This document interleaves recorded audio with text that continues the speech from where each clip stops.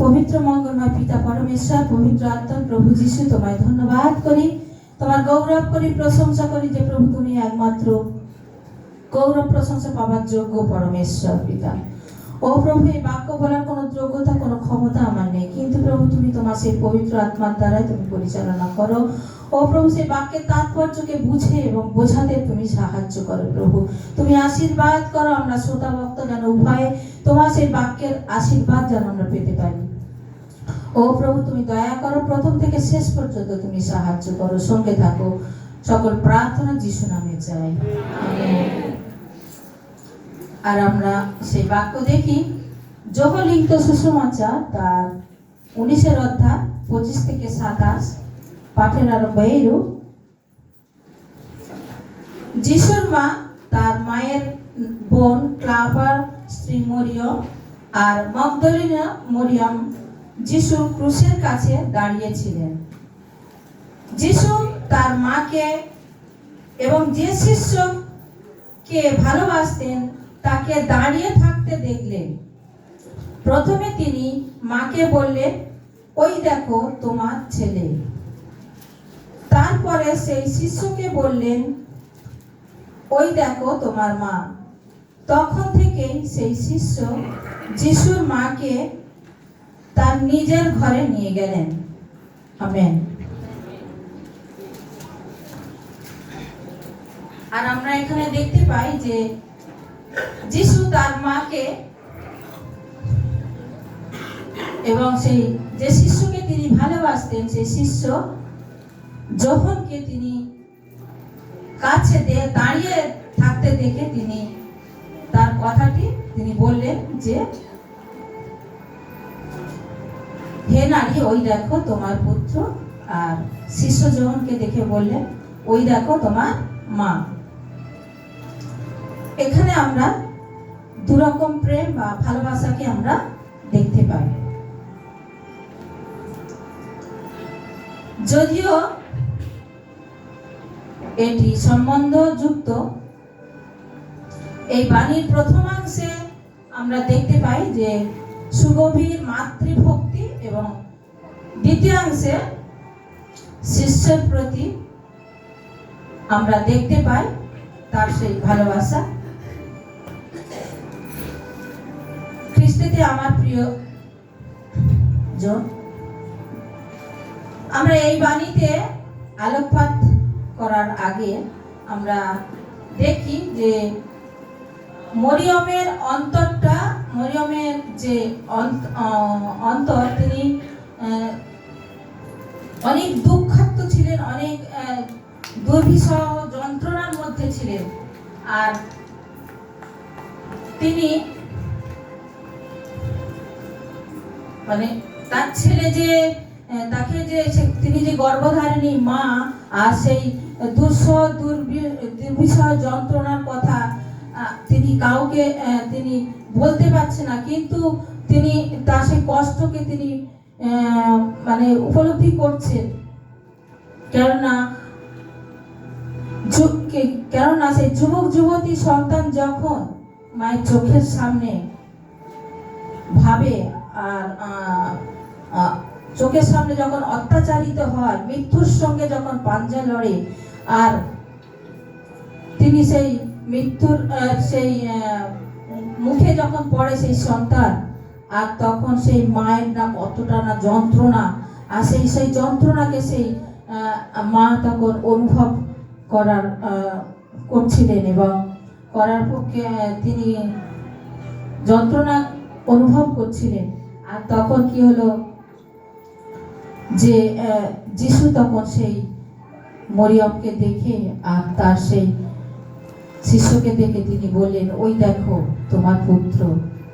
আর শিষ্যকে দেখে বললেন, ওই দেখো তোমার মাতা। আর আমি একটা বাক্য দিয়ে একটা উদাহরণস্বরূপ একটা গল্পকে আমি বলতে চাই। আর আমরা যদি দেখি যে সেই নাইটনগরে যে যুবক মারা গিয়েছিল, আর তখন তার বিধবা মায়ের সেই বুক ফাটা আর্তনাদের কান্না কিন্তু সেই দিন প্রভু যিশুকে করুণাবিষ্ট করেছিলেন।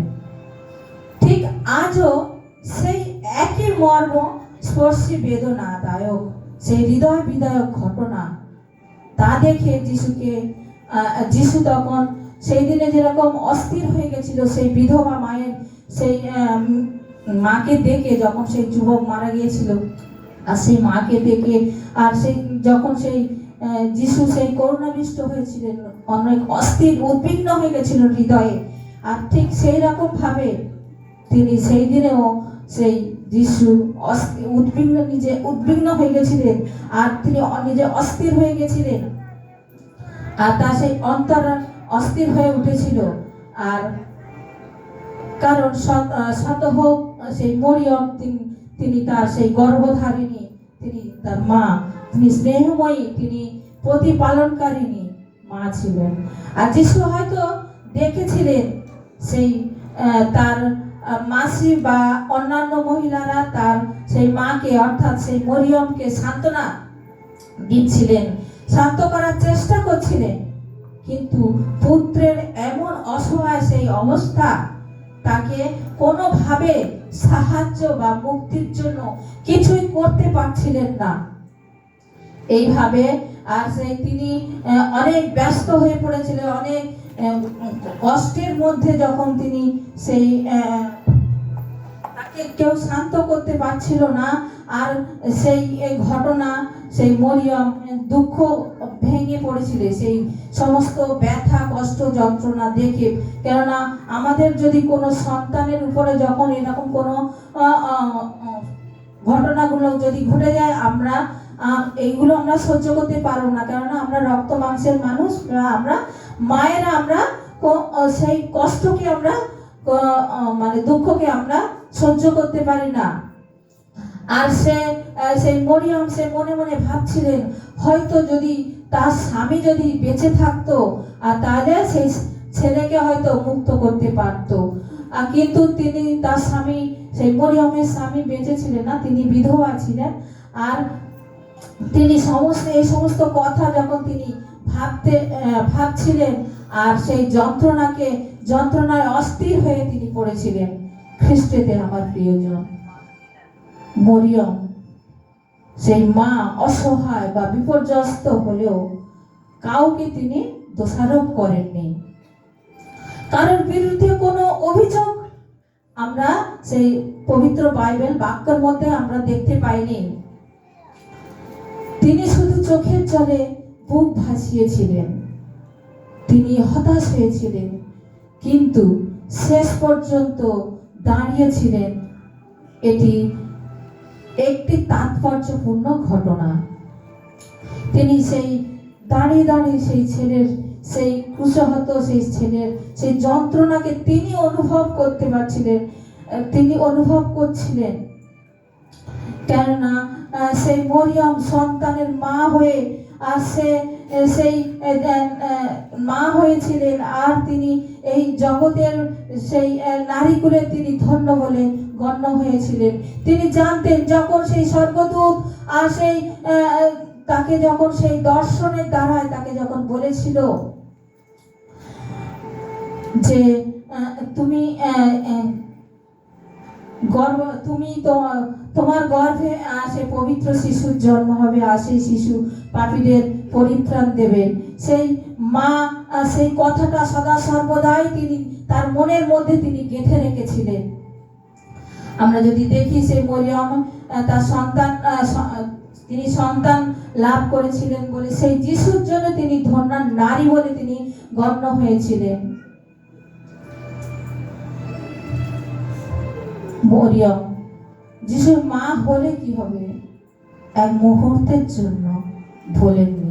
সেই সকল অলৌকিক ঘটনাগুলো যখন ঘটেছিল, অলৌকিক কার্যগুলো যেন প্রভু করেছিল, অলৌকিক ভাবে যিশুর যখন জন্ম হয়েছিল, অলৌকিক ভাবে যেমন যিশুর সেই স্বর্গদূত যখন সেই মরিয়মকে দর্শন দিয়েছিলেন, সেই পবিত্র আত্মার সেই উপস্থিতিকে বা পবিত্র আত্মার দ্বারা যখন সেই তিনি গর্ভধারণ করেছিলেন, আর সেই স্বর্গদূতের কথা বারবার তার সেই মনে হচ্ছিল সেই সময় সেই ক্রুশের তলায় তিনি দাঁড়িয়ে আর তিনি অনুভব করছিলেন, তিনি জানছিলেন তিনি বুকে তিনি করাঘাত করছে, সে সেই পাপী সে মানুষের জন্য এই পৃথিবীতে সেই সন্তান এসেছেন। আর মা হয়ে সেই সমস্ত কিছু তিনি অনুভব করছিলেন। খ্রিস্টিতে আমার প্রিয়জন, আমরা বাক্যের মধ্যে এই সকল কিছু দেখে থাকি। আর সেই বাক্যের মধ্যে দেখে থাকি যে বলছে যে হে নারী, হে নারী, ওই দেখো তোমার পুত্র। এখানে আমরা লক্ষণীয় বিষয় হলো যিশু মাতৃভক্তি। যিশু মরিয়মকে মা সম্বোধন না করে বলেছেন হে নারী। যিশু মরিয়মকে মা না বলে তিনি নারী বলে সম্বোধন করেছিলেন। আর নারী বলে কিন্তু মায়ের প্রতি তিনি কোনো অশ্রদ্ধা বা অসম্মান তিনি করেননি। কারণ আমরা যদি দেখে থাকি ঈশ্বরের বাক্যে, আমরা যদি দেখে থাকি নারী কথার অর্থ হচ্ছে অরামাইক ভাষায় উচ্চ সম্মানিতা মহিলা বা নারী। এর আগে আমরা শুধু সেই দিনকে সেই ক্রুশের তলায় দাঁড়িয়ে শুধু সেই দিনকে প্রভু যিশু মরিয়মকে বা তার মাকে নারী সম্বোধন করেননি। তিনি এর আগে আরো অনেকবার তিনি প্রভু যিশু সেই মরিয়মকে মা বলে সম্বোধন করেছিলেন। মরিয়মকে শেষবারের মতো জানানো হলো যে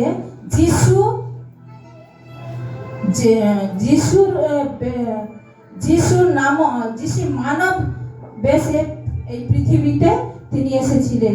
তিনি সেই ঈশ্বরের পুত্র, তিনি সেই ঈশ্বরের পুত্র রূপে পৃথিবীতে এসে শুধুমাত্র আমাদেরকে তিনি ভালোবেসে যিশু নিজেকে ঈশ্বরের পুত্র বলে আর তিনি পরিচয় দিয়েছিলেন।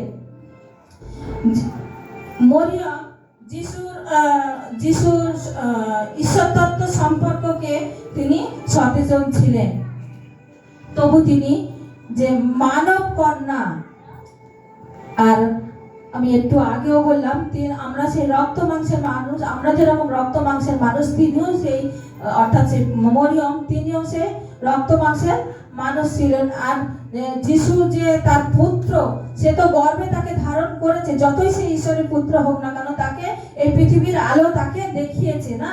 তাহলে আমাদের যখন সেই সন্তান যখন সেই কষ্ট পাচ্ছে, তাকে সেই বেত্রাঘাত করা হয়েছে, তাকে চাবুক মারা হয়েছে, তাকে মাথায় কাটার মুকুট পরানো হয়েছে, আর সেই পুত্র সেই আপন পুত্রকে ব্যতীত অন্য কাউকে সেতে মাতৃ হৃদয়ের পক্ষে কত না কঠিন সেই সমস্ত কিছু মেনে নেওয়া, সে মেনে নিতে পারছিল না।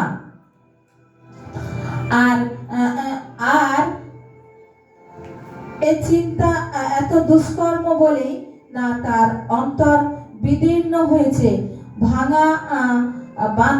বাঁধন ভাঙা সেই বন্যার মতো তার অশ্রু বয়ে চলেছে।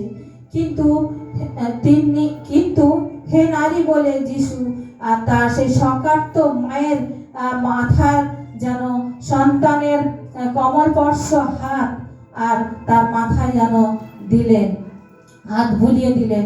যখন তিনি সেই ক্রুশ থেকে যখন বলছে যে তার মাকে যখন বলছে হে নারী ওই দেখো তোমার পুত্র, আর তার শিষ্যকে যখন বলছে ওই দেখো তোমার মাথা, আর যখন তিনি সেই কথাগুলো যখন তিনি বলছেন, আর তখন সেই মরিয়ম অর্থাৎ সেই মা উপলব্ধি করছে যেন সেই প্রভু যিশু তার সেই কমলস্পর্শ হাত দিয়ে তাকে যেন স্পর্শ করছে, তাকে যেন সান্ত্বনা দিচ্ছে, আর তিনি সেটা উপলব্ধি করতে পারছিলেন।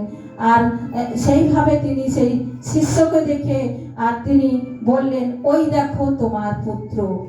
এই কথার নিগূঢ় বিষয় হলো যিশু তার মৃত্যুর পূর্বে আমাদের জন্য একটি আদর্শ রেখে গেলেন। কারণ বয়স্ক মরিয়ম তখন বিধবা ছিলেন।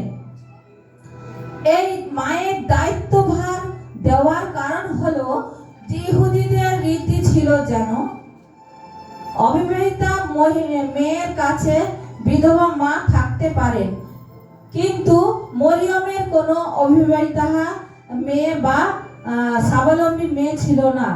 আর সেই আর সেই ইহুদি রীতি অনুসারে আর ছিল যে অবিবাহিতা মেয়ে বা কোনো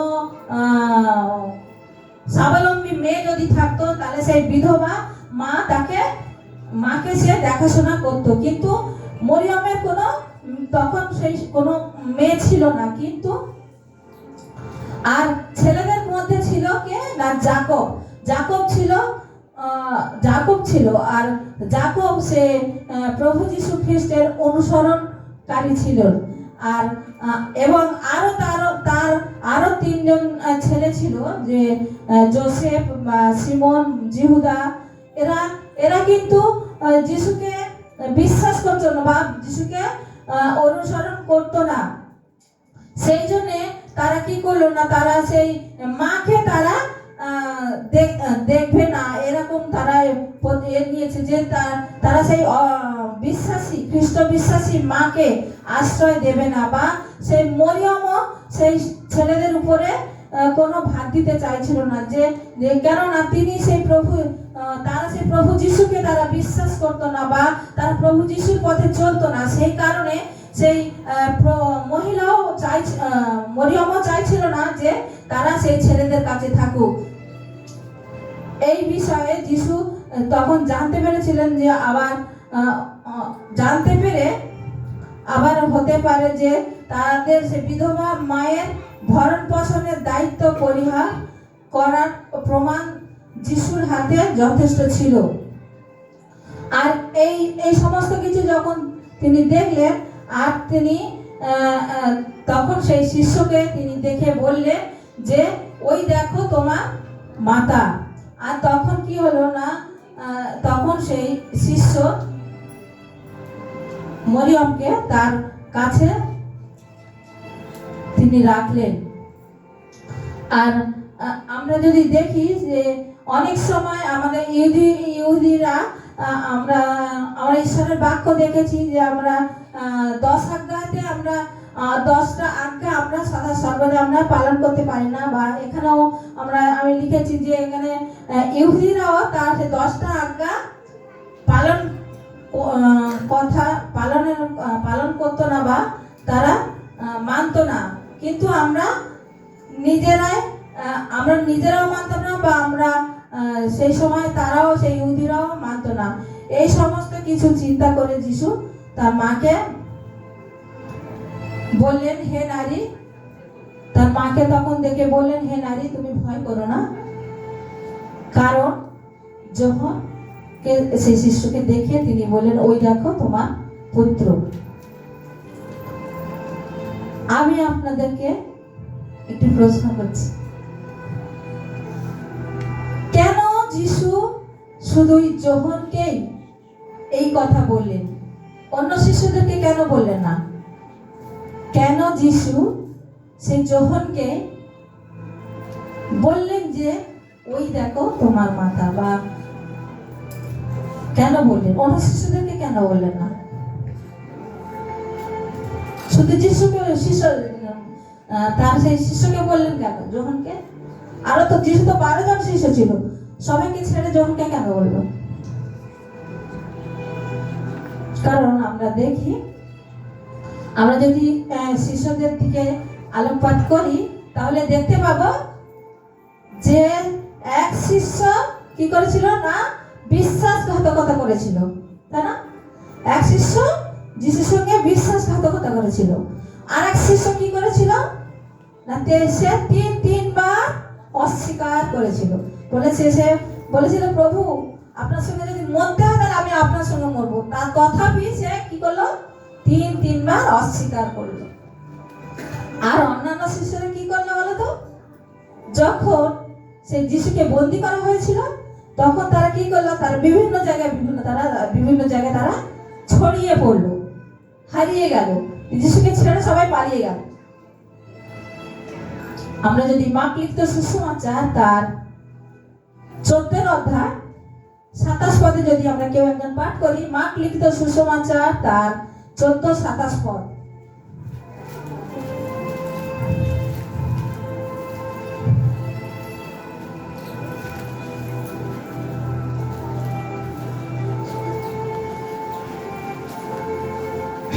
সবাই আমি পাঠ করছি। মার্ক লিখিত সুসমাচার তার 14 অধ্যায় 27 পদে বলছে, যিশু তার শিষ্যদের বললেন, আমাকে নিয়ে তোমাদের সকলের মনে বাধা আসবে। পবিত্র শাস্ত্রে লেখা আছে, আমি পালককে মেরে ফেলবো, তাতে মেষগুলো ছড়িয়ে পড়বে। আর যখন সেই যিশুকে ধরা হলো, আর তখন শিষ্যরা কি হলো, একে অপরে অন্য বিভিন্ন জায়গায় সব ছড়িয়ে পড়েছিল। একমাত্র শিষ্য কি করলো, সেই প্রিয় শিষ্য যিনি প্রভু যিশুকে খুব ভালোবাসতেন, সেই শিষ্য যখন সেই ক্রুশের তলে তিনি দাঁড়িয়েছিলেন। চরম অপমানের মধ্যেও যিশু যখন যোহনকে সামনে দেখলেন, আর তখন তার প্রাণ কি হলো না, সান্ত্বনা লাভ করেছিলেন, বা তিনি খুব শান্তি পেয়েছিলেন যে সবাই ছেড়ে আমাকে চলেছে। আমার তো 12 জন শিষ্য ছিল না, কিন্তু সবাই তাকে ছেড়ে চলে গেছে। কিন্তু সেই প্রিয় শিষ্য অত যন্ত্রণা কষ্টের মধ্যে যখনও তাকে সেই ক্রুশ বইনে সদা সর্বদাই তার সঙ্গে সঙ্গে ছিল। সবাই ছেড়ে চলে গেছে, কিন্তু তিনি তাকে ছেড়ে যাননি। সেই জন্য যিশু কি হলো, খুব খুশি হয়েছিল, খুব শান্তি পেয়েছিল, খুব আনন্দ বা সান্ত্বনা লাভ পেয়েছিলেন। আমরা এই বাণীতে দেখতে পাই বা বুঝতে পারি না যে যিশু সেই মরিয়মের সঙ্গে সেই ক্রুশের তলায় দাঁড়িয়েছিলেন। শুধু তাই নয়, সেই শিষ্য কি হলো, সেই শিষ্যের বিষয় যদি আমরা জানতে চাই বা জানতে পারি, আমরা অনেক বড় হয়ে যাবে বিষয়টা, তথাপি আমি একটুখানি বলছি। শুধু তাই নয়, সুসমাচার প্রচারের জন্য তাকে কোথায় পাঠানো হয়েছিল, আমরা যারা বাইবেল ট্রেনিং করেছি বা আমরা যারা বাক্যকে পড়ি আমরা জানতে পারবো, তাকে কোথায় পাঠানো হয়েছিল বলো তো? পাটন দ্বীপে। হ্যাঁ, আর তাকে সেই পাটন দ্বীপে পাঠানো হয়েছিল। সেখানে তিনি বাস করতেন। আর সেখানে তিনি কি হয়েছিল না, শুধু সেই পাটন দ্বীপে বাস করতেন না, সেখানে তিনি শহীদ হয়েছিলেন। আর তার কারণ কি না, তার কারণ আমরা যদি দেখি, আমরা সেই প্রকাশিত তার কারণেই তিনি সেই পাঠন দ্বীপে থেকে তিনি প্রকাশিত বাক্যকে লিখেছিলেন। প্রভু যিশু তাকে সেই দর্শনগুলো দিয়েছিলেন। আর সেই প্রকাশিত বাক্য আমরা সেই যোহনের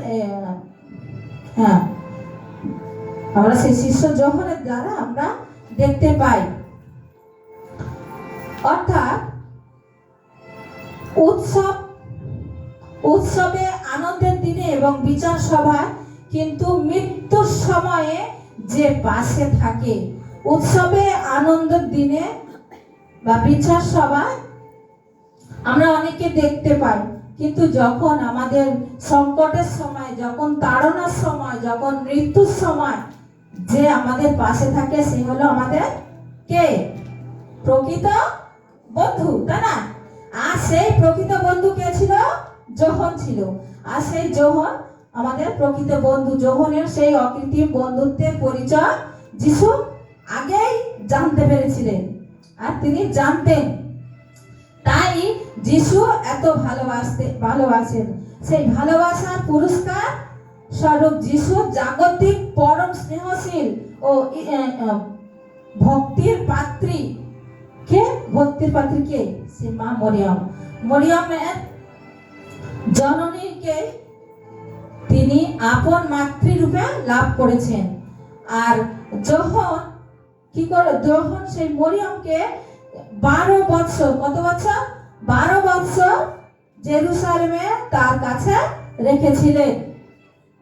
খ্রিস্টেতে আমার প্রিয়জন, আজ এই বাণীর মধ্য দিয়ে আজ আমাদের যিশু এই শিক্ষা দিলেন যে আমরা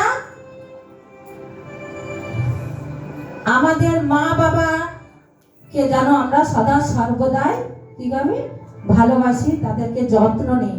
যদি আমরা যিশুর এই আদেশ পালন করি, তাহলে আমাদের প্রকৃত আজকে কি দিন?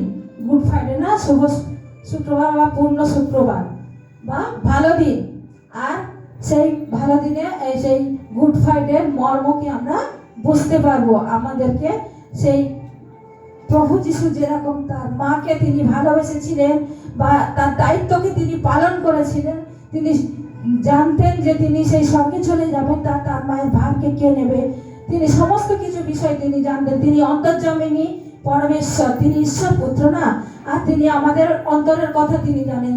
যেরকম ভাবে তিনি স্বর্গীয় পিতার আদেশকে যে তিনি পালন করেছিলেন, তেমনি জাগতিক ভাবে তার সেই মায়ের দায়িত্বকে তিনি পালন করেছে, বা দায়িত্বকে অন্যের উপরে বা তার বন্ধুর উপরে তাকে দিয়ে গেছে। এইভাবে আমাদেরকেও সেই শিক্ষা দিয়ে গেছে যেন আমরা আমাদের বাবা মাদেরকে যেন এইভাবে যত্ন দিতে পারি। এইভাবে ঈশ্বর তার আপন বাক্যে প্রত্যেকজনকে আশীর্বাদ করে।